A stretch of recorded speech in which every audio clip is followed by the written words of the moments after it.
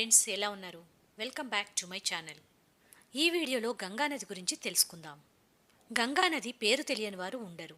గంగా అంత పవిత్రమైనది మరొకటి లేదు అని మన పురాణాలు చెప్తున్నాయి. గంగానది గురించి ఈ వీడియో చేయడానికి కారణం, నెక్స్ట్ గంగమ్మ గురించి ఒక అద్భుతమైన వీడియో వస్తుంది. ఒకసారి శ్రీరాముడు విశ్వామిత్రుని గంగానది గురించి ఇలా అడిగాడట. మహర్షి, గంగానది అత్యంత పవిత్రమైనది అని చెప్తారు కదా, గంగానది పవిత్రత ఏమిటి? అంత పవిత్రత గంగానదికి ఎలా వచ్చింది? గంగానదిని త్రిపదగా ఎందుకు పిలుస్తారు అని అడిగాడట.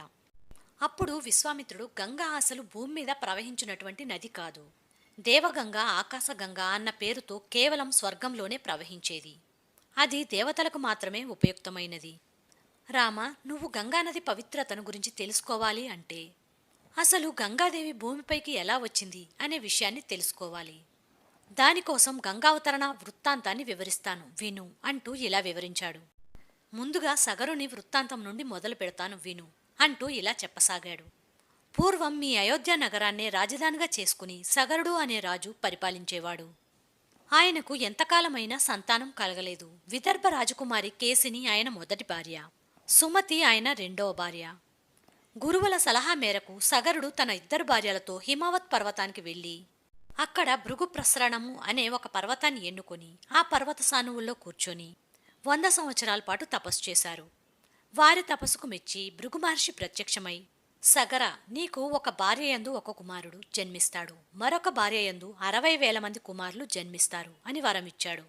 అప్పుడు సగరుని మొదటి భార్య కేసిని భృగు మహర్షికి నమస్కరించి, మహర్షి వంశాన్ని నిలబెట్టే ఒక్క కుమారుణ్ణి నాకు ప్రసాదించండి చాలు అని కోరుకుంటుంది.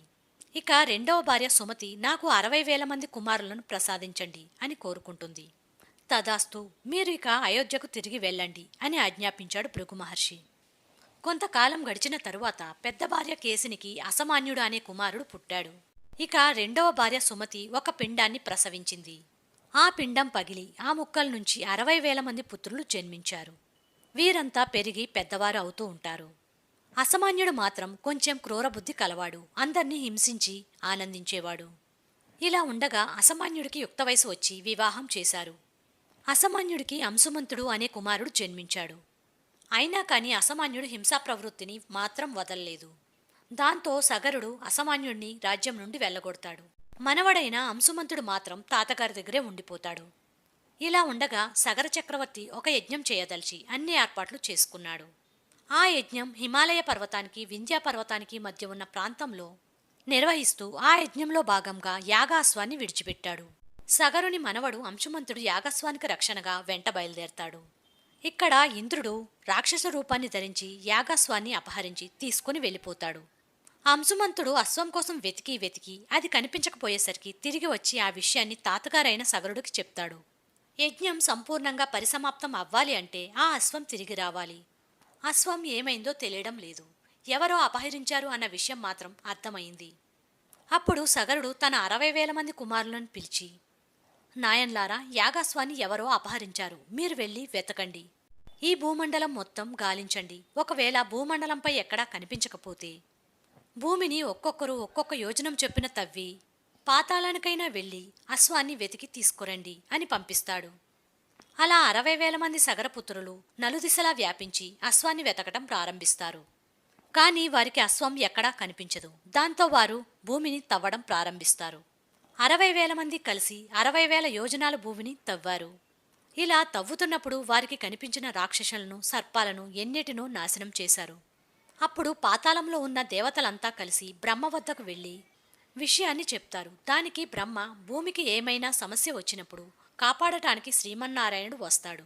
ప్రస్తుతం ఆయన కపిలుని అవతారంలో ఈ భూమిని రక్షిస్తూ ఉన్నాడు. కాబట్టి ఆ శ్రీమన్నారాయణుడే సగరపుత్రులను శిక్షించబోతున్నాడు. సగరపుత్రుల చావు కపిల మహర్షి చేతిలో దాగి ఉంది, మీరు చూడండి అని చెప్తాడు. ఇక్కడేమో సగరపుత్రులు ఆ భూమిని తవ్వి తవ్వి అలసిపోయి అశ్వం కనిపించకపోయేసరికి తిరిగి వెళ్ళి ఆ విషయాన్ని సగరునికి చెప్తారు. సగరుడు, అశ్వం కనిపించే వరకు మీరు తిరిగి రావద్దు, వెళ్ళి ఇంకా తవ్వి వెతకండి అని పంపిస్తాడు. మళ్ళీ ఆ 60,000 మంది సగరపుత్రులు వెనక్కి వెళ్ళి ఎక్కడైతే భూమిని తవ్వడం ఆపేశారో అక్కడ్నుంచి మళ్ళీ తవ్వడం మొదలుపెట్టారు. అలా తవ్వుతూ తవ్వుతూ పాతాళ లోకానికి వెళ్ళిపోగా అక్కడ భూమండలాన్ని మోస్తున్న అష్టదిగ్గజాల్లో ఒక్కటైన ఏనుగు కనిపించింది. దాని పేరు విరూపాక్షము. సగర కుమారులు దానికి నమస్కరించి మళ్లీ తవ్వడం మొదలుపెట్టారు. అలా తూర్పు దిక్కుకు తవ్వుతూ వెళ్ళగా అష్టదిగ్గజాల్లో మరొకటైన మహాపద్మము అనే ఏనుగు కనిపించింది. దానికి కూడా ప్రదక్షిణ చేసి నమస్కరించి మళ్లీ తవ్వడం మొదలుపెట్టారు. ఈసారి పశ్చిమం వైపు భూమండలాన్ని మోస్తున్న సౌమనసము అనే ఏనుగు కనిపిస్తుంది. దానికి కూడా నమస్కరించి మళ్లీ తవ్వడం మొదలుపెట్టారు. ఈసారి ఉత్తరం వైపు భద్ర అనే ఏనుగు కనిపించింది. దానికి కూడా నమస్కరించి మళ్లీ తవ్వడం మొదలుపెట్టారు. ఈసారి ఈశాన్యం వైపు తవ్వుతూ ఉండగా అక్కడ కొద్ది దూరంలో యజ్ఞాశ్వం గడ్డిమేస్తూ కనిపించింది. మరోపక్క కొద్ది దూరంలోనే కపిల మహర్షి తపస్సు చేసుకుంటూ కనిపించాడు. అప్పుడు వారికి తమ అశ్వాన్ని ఈ మహర్షే మాయ చేసి తీసుకుని వచ్చి పాతాళ లోకంలో దాచాడు అని కోపం వచ్చింది. దాంతో వారు ఆ మహర్షి వద్దకు వచ్చి, మా అశ్వాన్ని బంధించి తీసుకువస్తావా, చూడు నిన్ను ఏం చేస్తామో అని ఆయన వైపు వెళ్లబోతారు. అంతలోపే ఆ మహర్షి ఒకే ఒక శబ్దాన్ని ఉచ్చరిస్తాడు. అదే హూంకారం. అంతే, ఆ హూంకారం నుండి భయంకరమైన అగ్ని పుట్టి 60,000 మంది సగరపుత్రులు కూడా భస్మం అయిపోయి అక్కడే భస్మపు రాసులుగా పడిపోతారు. ఇక అక్కడేమో సగరుడు కుమారుల కోసం ఎదురు చూస్తూ ఉంటాడు. ఇలా కొంతకాలం గడిచిపోతుంది. అప్పుడు సగరుడు అంశుమంతుని పిలిచి, నాయనా, నీ పినతండ్రులు అశ్వాన్ని వెతికి తీసుకురాలేదు సరికదా, వారు కూడా వెనక్కి రాలేదు అంటే అక్కడ ఏమి జరిగిందో. అశ్వాన్ని ఎవరో మాయ చేసి తీసుకొని పోయి ఉంటారు. నువ్వు వెళ్ళి చూడు. నువ్వు సాధ్యమైనంత వరకు సైన్యాన్ని అస్త్రాలను తీసుకొని పోయి అవసరమైనప్పుడు మాత్రమే నీ పరాక్రమాన్ని ఉపయోగించు అని చెప్పి అంశుమంతుణ్ణి పంపిస్తాడు సగరుడు. ఇక అంశుమంతుడు తన పినతండ్రులను వెతుక్కుంటూ పాతాళానికి వెళ్తాడు. అలా అంశుమంతుడు కూడా అష్టదిగ్గజాలకు నమస్కరించి చివరకు ఈశాన్యానికి వస్తాడు. అక్కడ చూడగా తన పినతండ్రుల భస్మపు రాసులు కనిపిస్తాయి. అక్కడ పక్కనే అశ్వం కనిపిస్తుంది. అప్పుడు అంశుమంతుడు చనిపోయిన వారికి తర్పణం వదిలి తాతగారికి విషయం చెప్పాలి అనుకుని చుట్టుపక్కల నీటి కోసం వెతుకుతాడు. కాని ఎక్కడా నీరు దొరకదు. అప్పుడు అక్కడికి గరుక్మంతుడు వస్తాడు. అంశుమంతుడు గరుక్మంతుడికి నమస్కరించి ఏం జరిగింది అని అడుగగా జరిగింది చెబుతూ, నీ పినతండ్రులు ఎన్నో జాతులను సంహరించి ఇక్కడకు వచ్చి కపిలుడి చేతిలో భస్మం అయ్యారు కనుక వారి పాపాలు పోవాలి అంటే సామాన్యమైన జలంతో తర్పణం వదిలితే కాదు, వారి భస్మపు రాసుల మీదుగా గంగానది ఎప్పుడైతే ప్రవహిస్తుందో అప్పుడే వారికి ఉత్తమలోకాలు ప్రాప్తిస్తాయి. కాబట్టి వీరి గురించి నువ్వు వెళ్ళి తాతగారితో చెప్పు. అశ్వాన్ని తీసుకుని వెళ్ళి యజ్ఞం పూర్తి చేసి ఆ తరువాత వీరి గురించి ఏమి చేయాలో ఆలోచించు అని చెప్పి వెళ్ళిపోతాడు.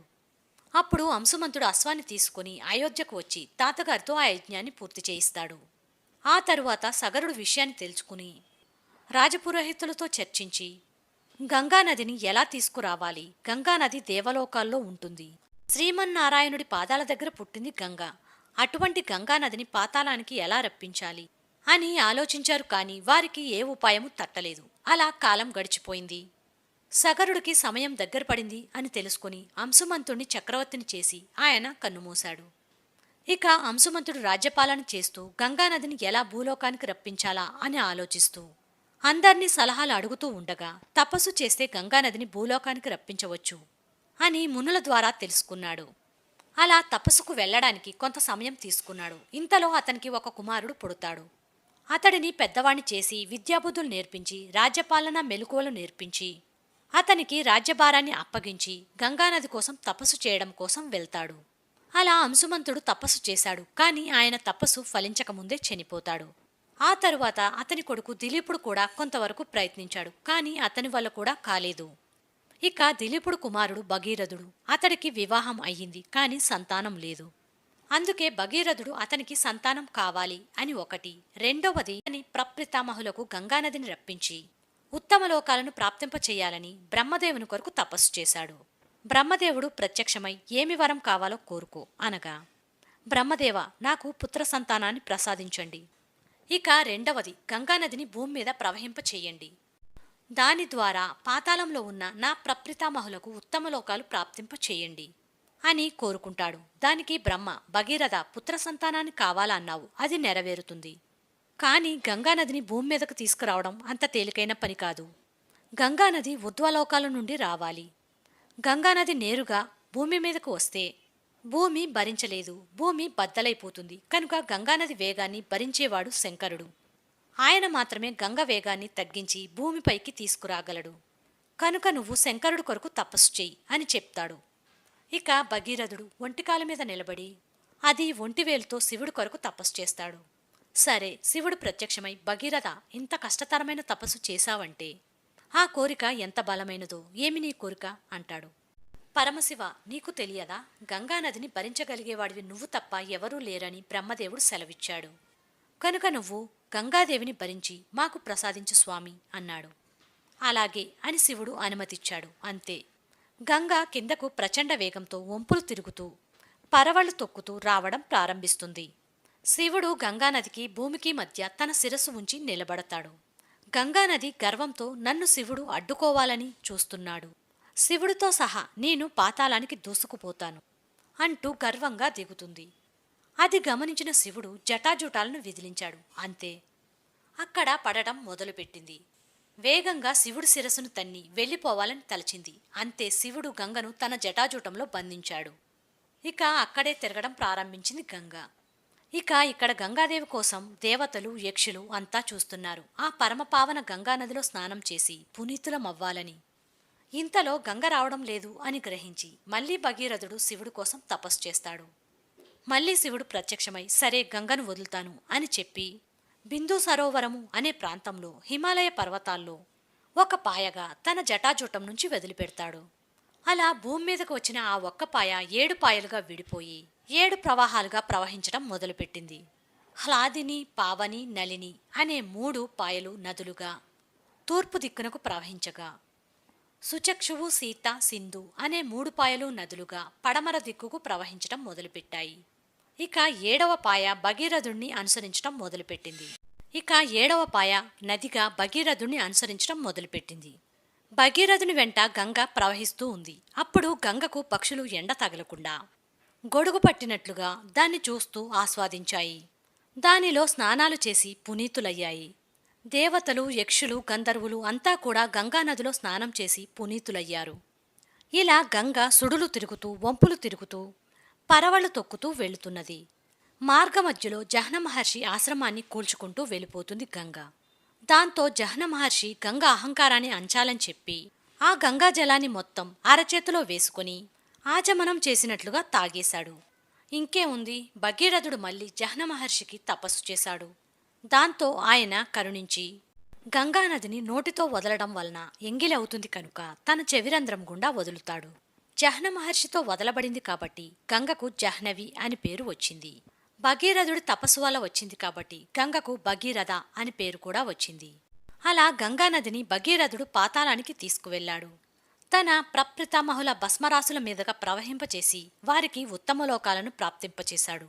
అప్పుడు బ్రహ్మదేవుడు ప్రత్యక్షమై గంగ 3 లోకాలలో, అటు ఉద్వలోకం నుండి భూలోకంలోనూ పాతాళలోకంలోనూ 3 లోకాలలో గమించింది కాబట్టి దీనికి త్రిపద అనే పేరు ఉంటుంది.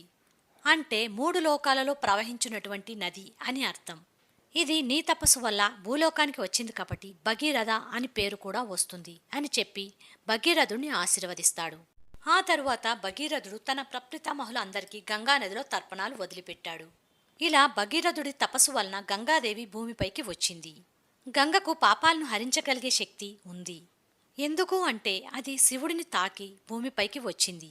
పాపాలను కాల్చగలిగినటువంటి నది గంగ. ఏ నదికి లేని శక్తి గంగకు ఒక్కదానికే ఉంది. ఎందుకు అంటే నైమితక తిథుల యందు సమస్త జలములను గంగ ఆవహిస్తుంది. అలా మిగిలిన నదులు చెయ్యలేవు. అందుకే గంగకు అంత పవిత్రత చేకూరింది. గంగానదిలో స్నానం చేస్తే సమస్త పాపాలు నశిస్తాయి. అంతటి పవిత్ర పుణ్యజలం గంగాజలం. నెక్స్ట్ వీడియోతో మళ్ళీ కలుద్దాం. Until that take care, by by. Thank you for watching. Please like, share and subscribe.